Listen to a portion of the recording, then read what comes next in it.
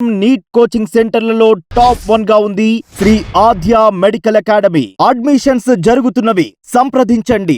అలవాట్లో పొరపాటు అంటుంటారు కదా, పొరపాటు చేయటమే అలవాటుగా పెట్టుకున్నటువంటి చంద్రబాబు నాయుడు గారు ప్రజలకు ఇచ్చినటువంటి హామీలను, ఇంకా చెప్పాలంటే సంక్షేమ పథకాలను ఎగదొబ్బే అలవాటు ఉంది. దాంట్లో భాగంగానే తల్లికి వందనాన్ని కూడా ఆ అంటే ఆ స్కీమ్ ని అమలు కాకుండా చేసేటటువంటి ప్రయత్నంలో భాగంగా ఇచ్చినటువంటి సర్క్యులర్ ఏదైతుందో అది భారీ ఎత్తున విమర్శలకు గురైన సంగతి తెలిసిందే కదా. అయితే ఇప్పుడు నేనేమంటున్నానంటే ఒక 3 రీజన్స్ చెప్తాను. అసలు బాబు గారికి తల్లికి వందనంలో పైసలు ఇచ్చే ఉద్దేశమే లేదు. ఎందుకంటే ఒకటి, సర్క్యులర్లో అంటే అసలు అది సర్క్యులరే ఇవ్వకూడదు. ఆ సంగతి మనం తర్వాత మాట్లాడుకుందాం. 3 రీజన్స్ ఏంటంటే, ఒకటి, ఆ సర్క్యులర్లో each mother 15,000 already Jaganmohan Reddy ప్రతి తల్లికి అమ్మఒడి పేరుతో 15,000 ఇస్తున్నారు. ఇంకా మీరు ప్రత్యేకంగా దాంట్లో ఎందుకు మెన్షన్ చేశారు? దాంట్లో ఎవ్రీ చైల్డ్ అనేది రాకుండా ఎందుకు పోయింది? ఇక రెండో అంశం ఏంటంటే, అసలు ఇది ఆల్రెడీ ఆన్ గోయింగ్ స్కీమ్. అంటే ఆన్ గోయింగ్ స్కీమ్ అంటే ఆ స్కీముకు సంబంధించినటువంటి డీటెయిల్స్ అన్ని కూడా గవర్నమెంట్ దగ్గర ఉంటాయి. గవర్నమెంట్ ఏమి సేకరించాలి? ప్రతి తల్లికి సంబంధించిన అకౌంట్, తల్లులకు సంబంధించిన డీటెయిల్స్ గవర్నమెంట్ దగ్గర ఉన్నాయి. ఎందుకంటే అమ్మఒడి పేరుతోటి ఆల్రెడీ ఆన్ గోయింగ్ స్కీమ్ కాబట్టి. అయితే చేయాల్సింది ఏంటి? ఆ తల్లికి ఎంతమంది పిల్లలు ఉన్నారనేది తీసుకొని చేర్చేసి డబ్బులు వేస్తే పోయేది. అంటే అంటే ఇప్పుడు మనకు అర్థమవుతూనే ఉంది ఏంటంటే, ఆన్ గోయింగ్ స్కీమ్ కూడా మళ్ళీ సర్క్యులర్ ఇచ్చారు. అంటే ఏంటి? కన్ఫ్యూజ్ చేయాలి. ఇక ప్రత్యేకంగా మాట్లాడుకోవాల్సినటువంటి మూడో అంశం ఏంటంటే, అసలు ఆల్రెడీ ఈచ్ మదర్కి ఇస్తూనే ఉన్నారు. అంటే ఒక తల్లికి ఇస్తూనే ఉన్నారు. ఒక తల్లికి ఇస్తున్నప్పుడు అసలు సర్క్యులర్ ఎందుకు ఇవ్వాల్సి వచ్చింది? ఒక తల్లికే ఇచ్చే ఉద్దేశం ఉంటే అసలు సర్క్యులర్ కానీ జీవోలు కానీ ఇవ్వాల్సిన అవసరం లేదు. యాజ్ ఇట్ ఈస్ గా వేసేయచ్చు. అందరి పిల్లలకి ఇవ్వాలనుకుంటే ఖచ్చితంగా ఇప్పుడున్నటువంటి తల్లులు ఎవరైతే ఉన్నారో వాళ్ళని మీకు ఎంతమంది పిల్లలు ఉన్నారని చెప్పేసి వాళ్ళ దగ్గర నుంచి వివరాలు సేకరిస్తే సరిపోతుంది.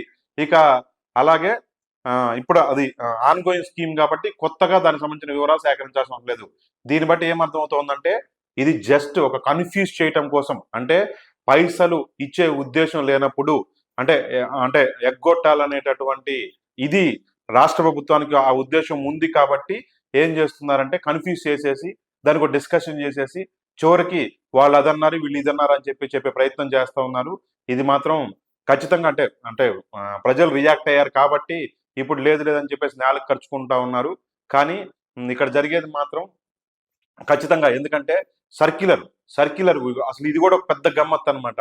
ఎందుకంటే సర్క్యులర్ అనేది ఇంటర్నల్ గా అంటే ప్రభుత్వ ఉద్యోగులు లేదంటే దాన్ని ఎవరైతే అమలు చేయాల్సినటువంటి వాళ్ళు ఉన్నారో వాళ్ళకి ఇచ్చేటటువంటి మార్గదర్శకాలు. అంటే ఎవరికైతే అది వర్తించుద్దో వాళ్ళకి ఇచ్చేదాన్ని మాత్రం సర్క్యులర్ అంటారు. అంటే అంటే ఆ సర్క్యులర్ పరిధిలో ఉన్న వాళ్ళకు మాత్రమే ఇంప్లిమెంట్ అయ్యే అంశానికి మాత్రమే గవర్నమెంట్ సర్క్యులర్స్ ఇచ్చుద్ది. అంటే దాన్ని మార్గదర్శకాలు అంటారు తెలుగులో.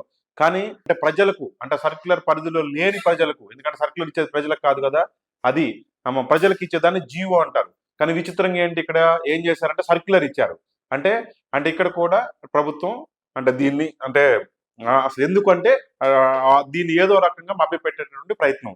ఆన్ గోయింగ్ స్కీము కానీ ఆన్ గోయింగ్ ప్రాసెస్ కింద ఏదో సేకరిస్తున్నామని చెప్పేసి చెప్పే ప్రయత్నం తప్ప ఇక్కడ ఇంకొకటి లేదు. ఇక తర్వాత ఇంకొకటి ఏంటంటే, తెలుగుదేశం సంబంధించిన సోషల్ మీడియా వాళ్ళు ఒక విచిత్రమైన వాదన తీసుకొస్తున్నారు. ఏంటంటే ఒక ఏడాది పాటట అమ్మకు వందనం, తర్వాత ఆరోగ్యశ్రీ లాంటి స్కీములు పక్కన పెట్టి అమ్మకు వందనం స్కీమ్ ద్వారానేమో ప్రభుత్వ స్కూల్స్ బాగు చేయాలట. ఆరోగ్యశ్రీ స్కీమ్ కు సంబంధించిన డబ్బులు వదిలిపెట్టేమో గవర్నమెంట్ హాస్పిటల్స్ బాగు చేయాలట. అయితే ఇక్కడ ఒక విషయం గుర్తుపెట్టుకోండి, అసలు నాడు నేడు పేరుతోటి జగన్మోహన్ రెడ్డి గారు స్కూల్స్ ని సర్వాంగ సుందరంగా తీర్చిదిద్దారు. ఇక మీరు ప్రత్యేకంగా బాగు చేయాల్సిన అవసరం ఏమీ లేదు. ఏపీ రాష్ట్రంలో మహాప్రభు మీరు ఇస్తానన్నటువంటి డబ్బులు ఏదో ఇస్తే ఆ పిల్లల అకౌంట్లలో వేస్తే ఆ పిల్లలకు సంబంధించిన డబ్బులు అందితే ఆ తల్లిదండ్రులు ఖర్చు పెడితే పిల్లలు మంచిగా చదువుకుంటారు తప్ప ఇది ఒక డైవర్షన్ పాలిటిక్స్ అనమాట. అంటే ఇప్పుడు కొత్తగా సోషల్ మీడియాలో స్టార్ట్ చేశారు. అంటే ఇచ్చే అవసరం లేదు, గవర్నమెంట్ స్కూల్స్ కో గవర్నమెంట్ హాస్పిటల్స్ కో ఇవ్వకపోతే ఎవరు అడగరు, అది అంటే డైవర్షన్ అయిపోతుంది. కానీ తల్లి అకౌంట్లో పడకపోతే తల్లి అకౌంట్లో ఎందుకు పడలేదు అనేది అడుగుతారనమాట. అంటే ఒక సంవత్సరం పాటు ఫస్ట్ ఎగదొబ్బిన తర్వాత రెండో సంవత్సరం, ఇంకా తర్వాత అదొక అలవాటు అయిపోద్ది. ఈ సంవత్సరం కొన్ని స్కూల్స్, తర్వాత ఇంకొన్ని స్కూల్స్ అనొచ్చు.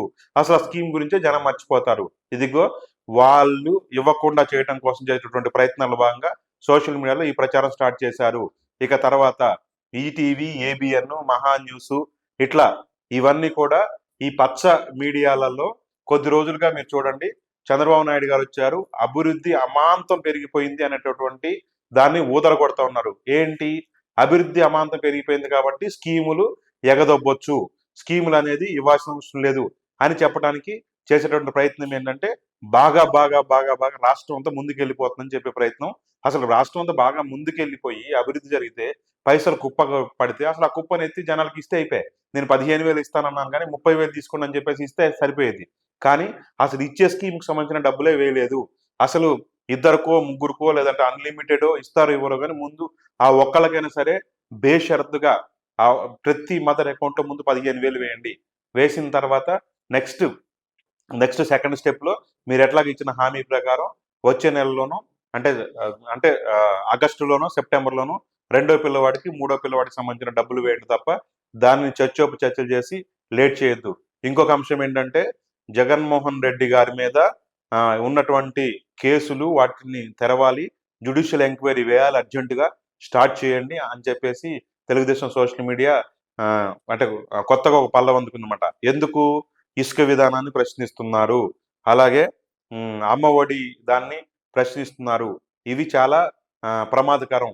అంటే జగన్మోహన్ రెడ్డి అనేటోడే అసలు తన కేసుల భయంతో ఉంటే అసలు ఈ ప్రశ్నలు అనేవి రావు. కాబట్టి పబ్లిక్ కూడా ఆ వైపున మాట్లాడుకుంటారు. అలా మాట్లాడుకున్నట్టు చేయాలి. అలాగే వైసీపీ వాళ్ళని భయపెట్టాలి.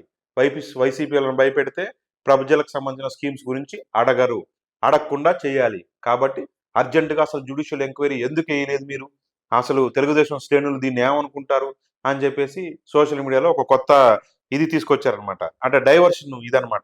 ఇంకా అలాగే అసలు ఇంకా కొత్త అంశం కూడా అందుకున్నారు. ప్రజలట మెచ్యూర్గా ఓటేశారట.